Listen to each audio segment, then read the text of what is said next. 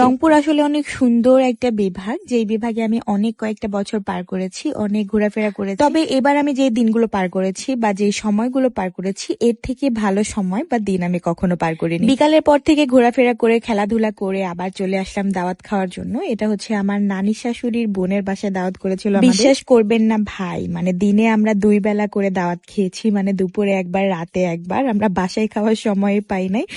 আমার নানি শাশুড়ির বোনদের বাসায় এন্ড আমার নানি শাশুড়ির আরো আত্মীয়দের বাসায় আমাদের বারবার দাওয়াত করছিল। রংপুর বিভাগে এত পরিমাণ ঠান্ডা, ভাইরে ভাই, আমি এখন কিন্তু পাবনাতে এসে ভয়েসটা দিচ্ছি, মানে ভিডিও ছাড়ার সময় পাই না। আসলে এসে আবার অনেক ব্যস্ত হয়ে গিয়েছিলাম, জার্নি করে এসেছি। সব মিলাইয়ে আসলে রংপুরে এত পরিমাণ ঠান্ডা ফিল করেছি যে আমি রংপুরে 3 দিন ছিলাম, তার মধ্যে মাত্র 2 দিন গোসল করেছি আর 1 দিন গোসল করি নাই। তো এই ব্লগটা কিন্তু লাস্ট 2 দিনের আমি অ্যাড করে দিয়েছি। আমি 1 দিনের ব্লগ আপলোড করেছিলাম, আর এই 2 দিনের মিলে 1 দিনের আজকের ব্লগটা আপলোড করে দিচ্ছি। আমরা তো অনেক ঘোরাফেরা করেছি, সেটা তো ভিডিও দেখে বুঝতে পারছেন।